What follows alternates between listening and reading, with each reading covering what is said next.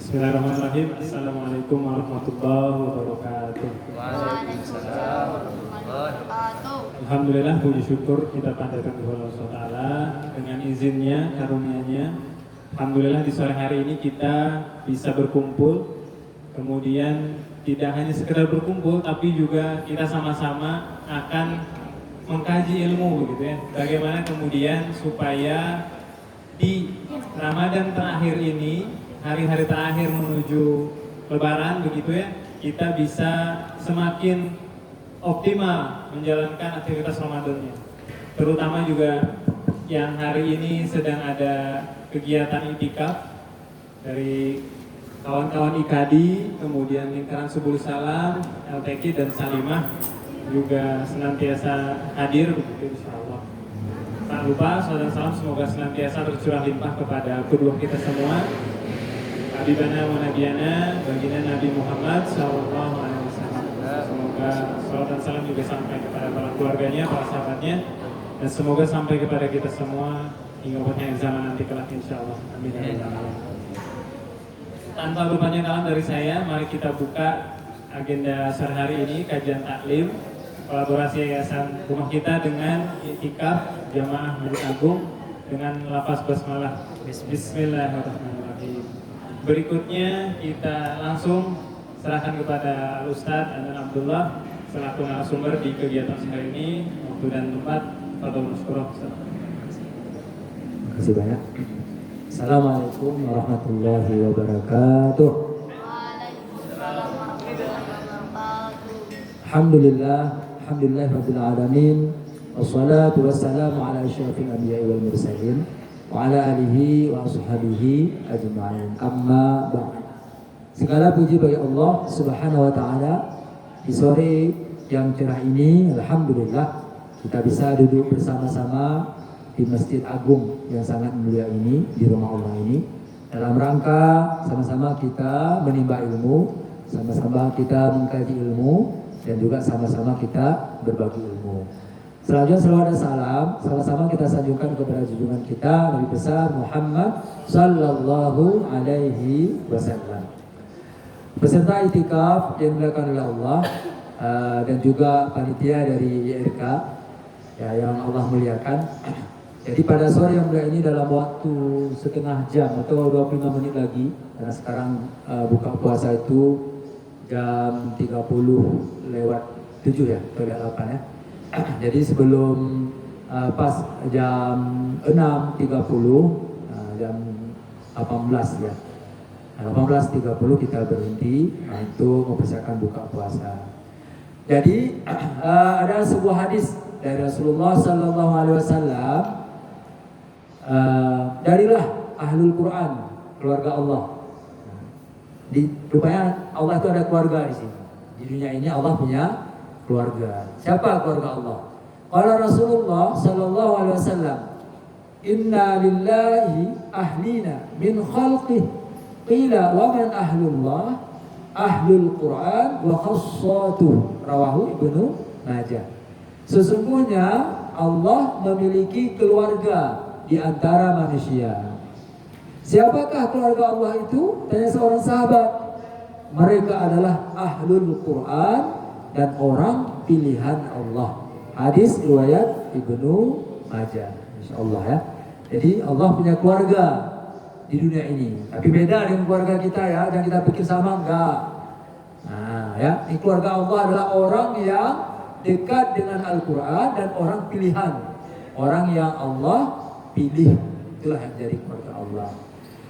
Dalam surat Fatir ayat 32, nanti kita lihat ya, bagaimana ciri-ciri keluarga Allah itu, bagaimana Ahlul Quran itu, bagaimana ciri-cirinya.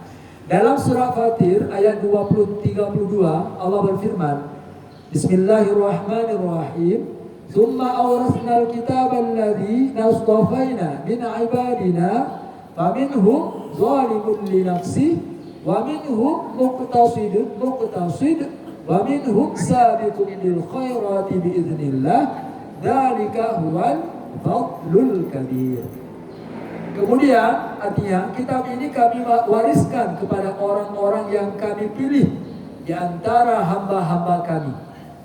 Jadi Al-Quran ini Allah wariskan kepada orang-orang pilihan Allah. Maka tidak semua orang pilihan Allah itu, tidak semua. Makanya ada yang sudah dewasa belum bisa mengaji. Iya, betul kan? Ada yang udah bisa mengaji, nggak mau mengaji. Bisa dia mengaji Al-Quran, tapi nggak mau dia. Kenapa? Karena belum menjadi orang pilihan Allah. Lalu di antara mereka ada yang menganiaya diri mereka sendiri. Nah, itu dia. Ada orang yang kita lihat nanti pembahasannya. Dan di antara mereka ada yang pertengahan. Dan di antara mereka ada pula yang lebih dahulu berbuat kebaikan dengan izin Allah. Yang demikian itu adalah karunia yang amat besar. Surat Fatir ayat berapa tadi? 32. Nah, jadi dalam surat Fatir ini Allah mengklasifikasi, yaitu membagikan orang, ya, membagikan orang yang berinteraksi dengan Al-Quran. Orang yang dekat dengan Al-Quran Allah bagikan. Ada orang yang dekat, ada orang yang jauh, ada orang setengah dekat. Oke, kita lihat ya, bagaimana pembagian dari surat Fatir ayat 32. Ya, silakan Pak Lam.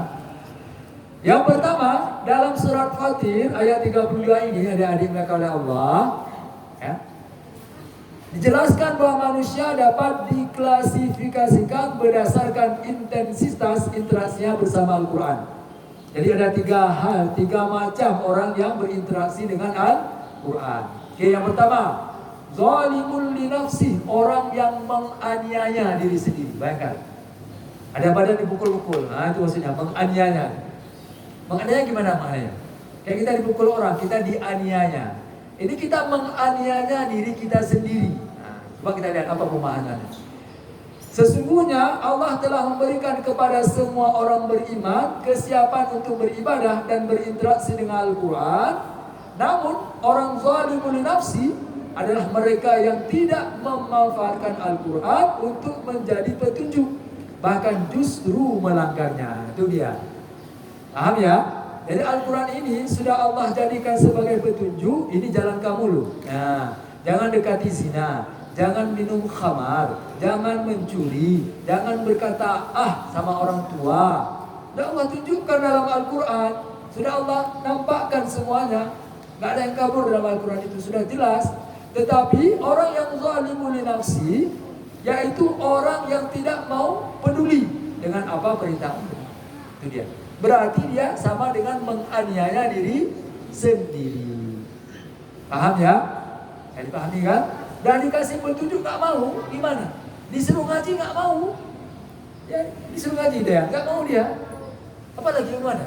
Seperti tadi pagi saya bilang anak-anak remaja tadi pagi saya kumpulkan itu.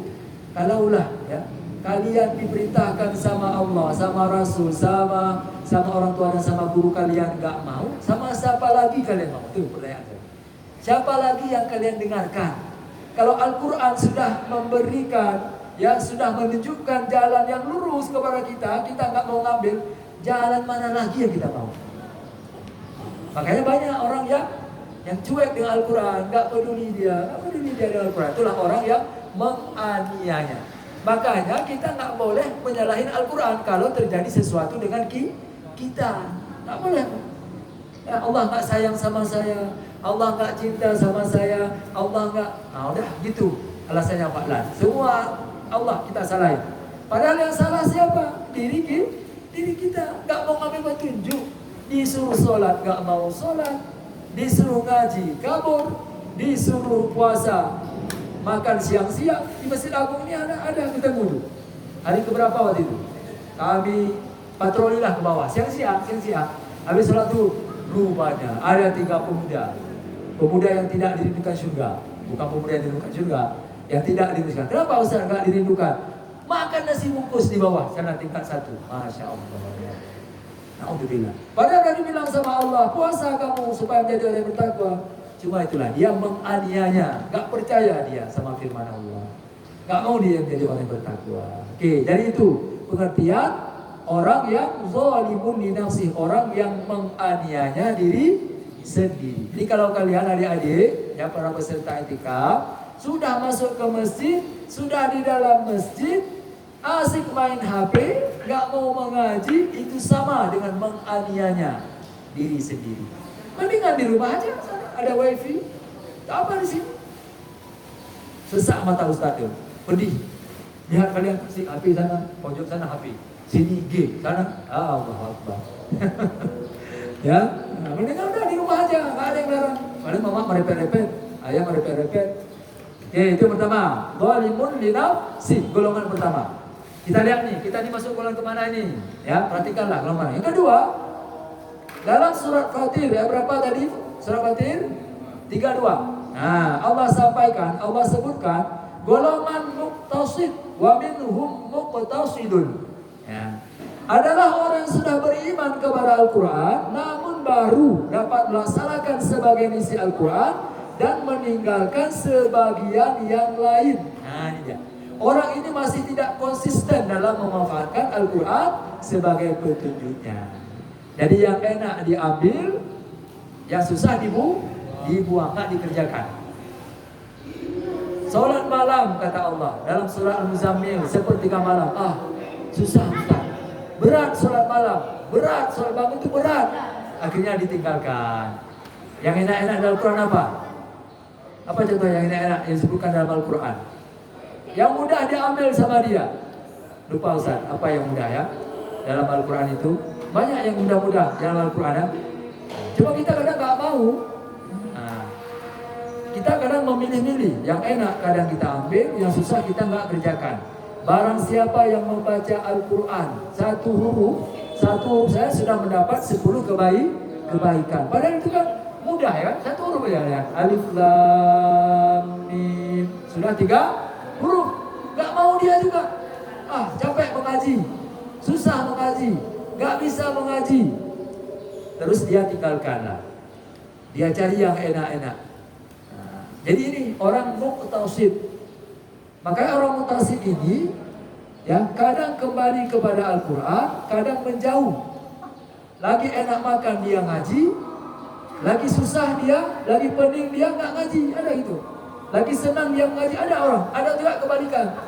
Lagi susah dia dekat dengan Allah, lagi senang dia menjauh. Kemudian dia belanja dia, mana ada yang ada, habiskan uang dia. Ya orang lagi banyak uang ya, banyak kepeng ya kan? Lagi susah dia, susah kan, makan pun susah. Berdoa dia, sholat dia, ya Allah, sampai nangis dia. Seperti Sa'labah dulu, ingat kan cerita Sa'labah ya kan? Ingat gak? Tahu cerita Sa'labah? Halo, tahu cerita Sa'labah? Adik-adik tahu cerita Sa'labah? Kok diam semua? Jangan tegang. Tahu cerita Sa'labah? Gak tahu. Ya orang itu makin miskin yang minta ini, minta sama Allah, minta kambing. Ya kan? Minta sama Rasulullah, ya Allah doakan saya supaya menjadi kaya saya. Pada waktu dia miskin taat kepada Allah. Lalu Rasulullah doakan, ya Allah jadikan Sa'labah menjadi orang yang tajir, orang yang kaya. Kasih kambing oleh Rasulullah kan, satu kambing dia pelihara beranak. Lama-lama semakin banyak kambing, semakin jauh dengan Allah. Gak sholat dia lagi. Iya, dulu dia satu sarung, pulang cepat dia karena istrinya dia bangun sholat. Setelah dia banyak punya sarung, gak ada lagi ke masjid maksudnya. Bukan gak lagi pulang dari masjid, gak pergi lagi ke masjid. Itu dia. Makanya jangan sampai kita juga menjadi orang yang muqtasid. Harus punya sikap gitu, harus punya tujuan hidup kita. Oke, yang ketiga, pertama tadi apa? Zalimun li nafsi. Kedua, muqtasid. Ketiga, sabiqun bil khairat. Wa minhum sabiqun bil khairati biidznillah. Dzalika huwal fadlul kabir. Yaitu orang-orang yang beriman kepada Al-Quran dan telah mengoptimalkan interaksinya bersama Al-Quran. Mereka begitu banyak membaca Al-Quran sampai-sampai Al-Quran telah tersimpan di dalam dadanya. Hafal 30 juz selancar hafalan surat Al-Fatihah. Mereka paham isi Al-Quran sehingga selalu mentadabburi dan mengamalkan isi Al-Quran dalam kehidupan sehari-hari. Ini dia, sabiqum bil khairat, ya, orang yang lebih dahulu berbuat kebaikan, orang yang segera, tidak menunda-nunda. Ini adik-adik ya, jangan ditunda-tunda. Ayo sholat, jangan ditunda. Kalau udah dengar azan, kalau lagi buka puasa dulu. Dah langsung. Jangan nantilah. Sholat tarawih gitu juga, jangan ditunda. Belum tentu nanti umur kita panjang, betul kan? Belum tentu nanti kita sesehat sekarang. Makanya kita bersegera untuk dalam kebaikan. Nah, ini dia sabiqun bil khairat, orang yang optimal berinteraksi dengan Al-Quran. Sehari paling minimal one day one juz. Siapa yang hari ini ya semuanya nih yang sudah masuk juz 23? Ada enggak yang hari ini sudah masuk juz 23 atau sudah selesai juz 23? Ayo adik-adik semuanya nih peserta. Saya tanya yang one day one juz dulu. Ada enggak adik-adik semua? Satuna berapa udah hari ini? Hafiz udah berapa? Jangan senyum, jawab aja. Hafiz udah berapa hari ini? Tilawah, bukan hafalan, tilawah. Hari ini kan hari 23 nih kan?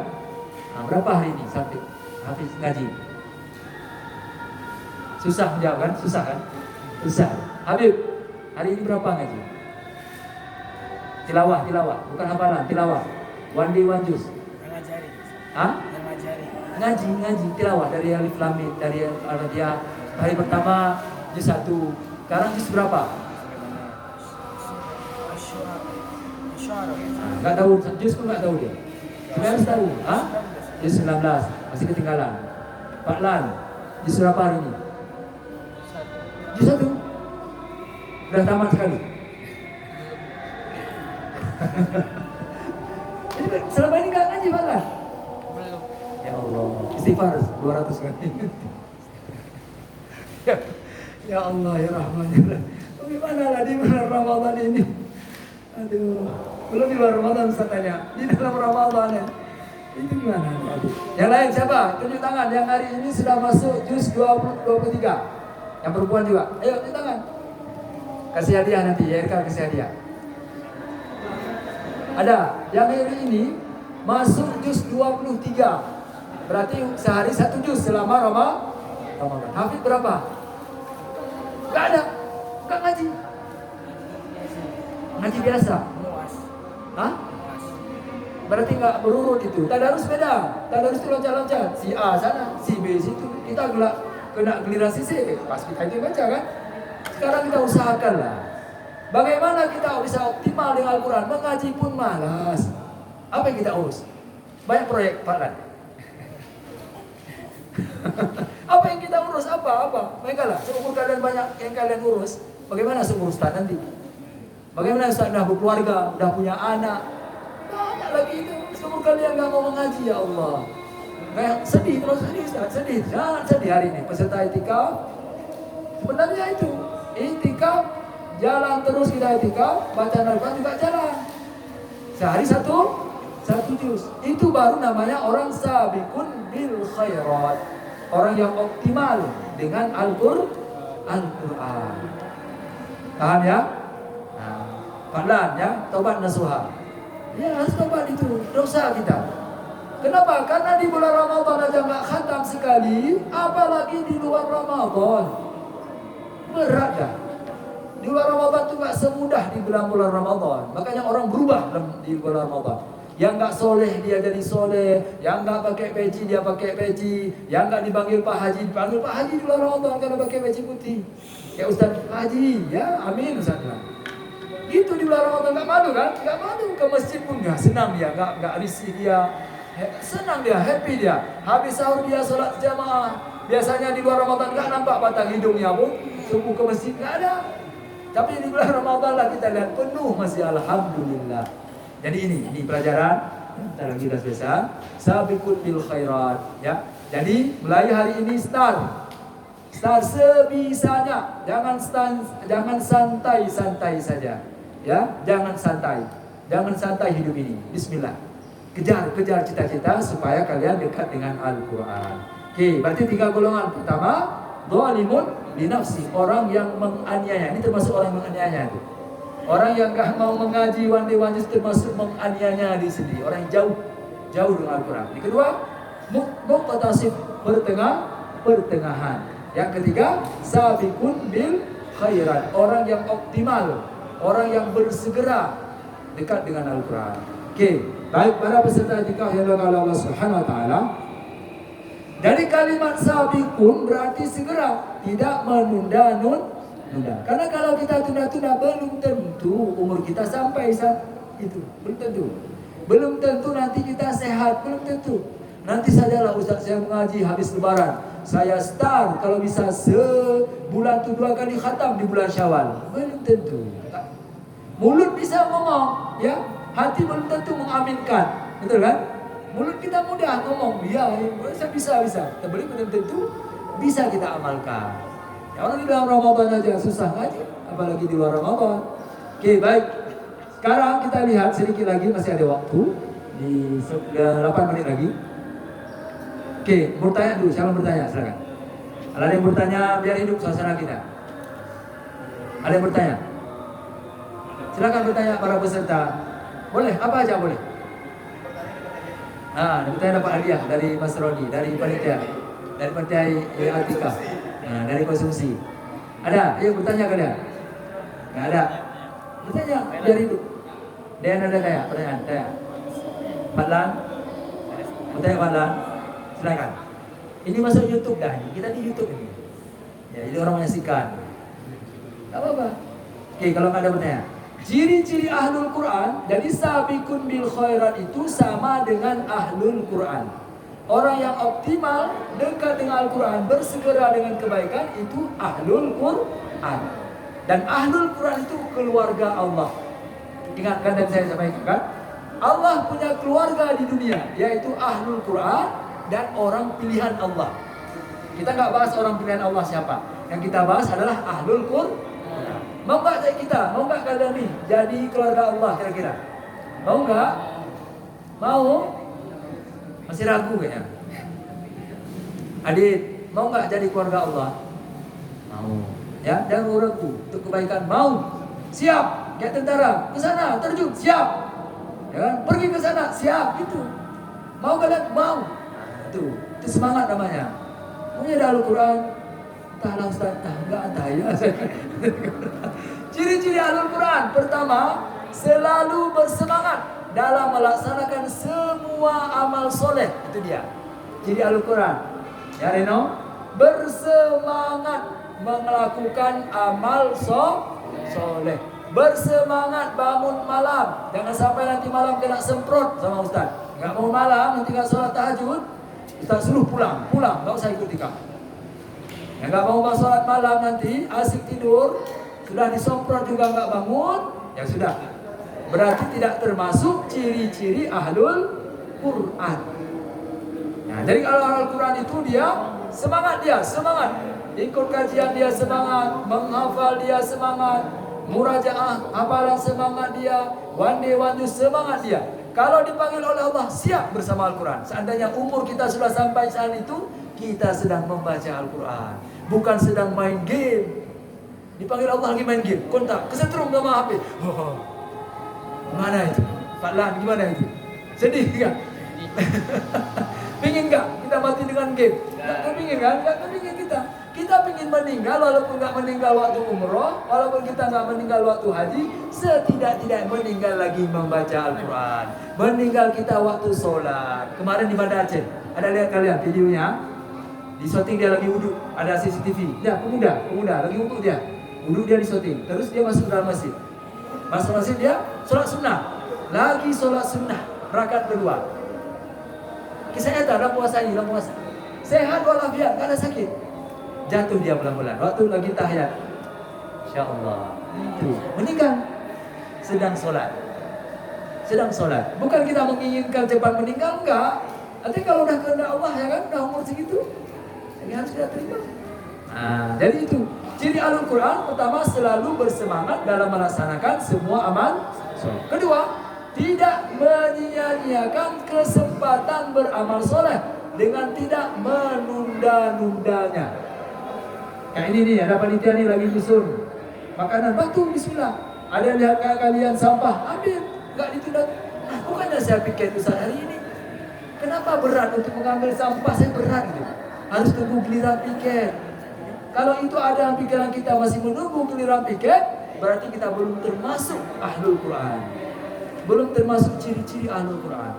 Ciri ahlul Quran itu dia lihat sampah, ngambil dia. Lihat orang berantem, langsung dilerai. Lihat orang marah, dielus-elus padanya. Jangan marah, istighfar, istighfar, astagfirullah.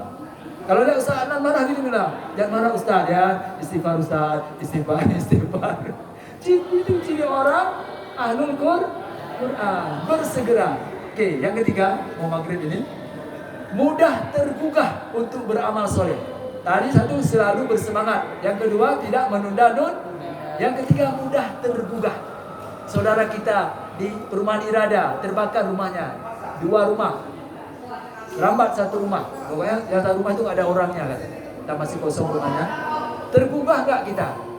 Kalian melihat ibu-ibu yang muntit itu botot-botot ya, sama anaknya sampai malam kan?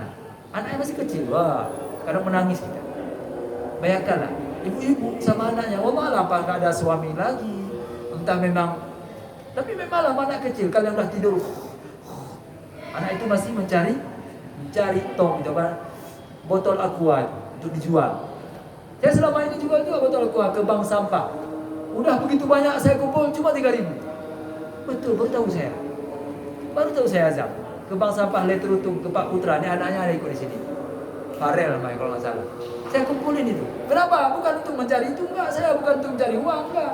Supaya nggak banyak sampah terbuang, supaya memang sampah ini bisa didaur ulang. Itu tujuan saya. Baru tahu saya harganya ini.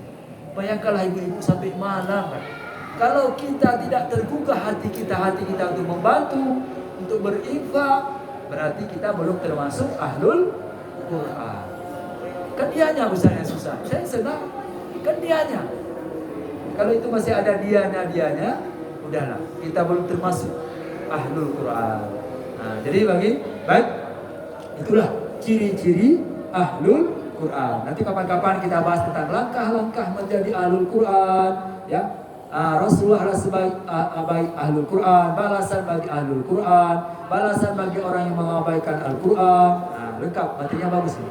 Insyaallah karena waktu kita sangat pendek, ya semoga apa yang kami sampaikan ini bermanfaat dan membekas, ya, ada dalam jiwa kalian, ada sedikit masuk ke dalam pikiran, terus masuk ke dalam dada, dalam jiwa, dan nanti insyaallah bisa diamalkan. Jadilah pertama tadi apa? Jauhilah, semoga jangan menjadi zalimun li nafsi.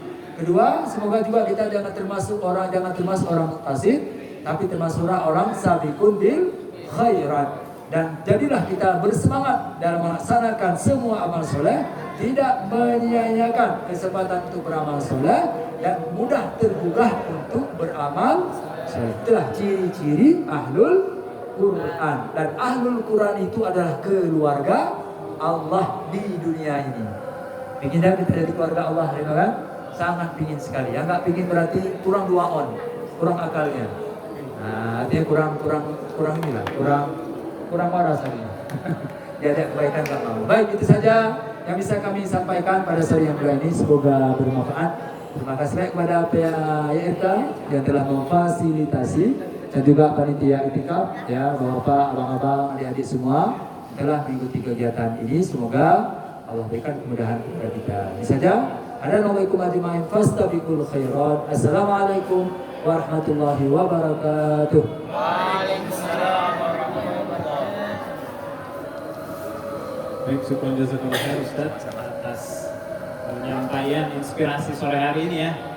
Kira-kira tadi kita bisa dapat kesimpulan yang sejalan dengan Ramadan kita ini. Apa saja yang harus kita laksanakan, meskipun tinggal beberapa hari lagi, tapi kesempatan itu masih ada. Jangan sampai kita terlewat. Akhirnya kita mulai nafsin, kata Ustaz tadi ya. Apalagi muktasid saja begitu ya. Harus bisa sampai yang sabiqun insyaallah. Baik adik-adik sekalian, karena kita sudah berada di penghujung kegiatan dan sebentar lagi kita berbuka, insyaallah kita akan buka takjil dulu. Boleh dibantu panitia? Ya, diarahkan adik-adik itu Bapak Mas Guru. Ayo. Bentar lagi udah buka. Berarti udah bisa pindah. Boleh disiapkan juga khusus. Apa tuh? Itu, kuah sop. Baik. Ayo, bismillah. Keluarga Allah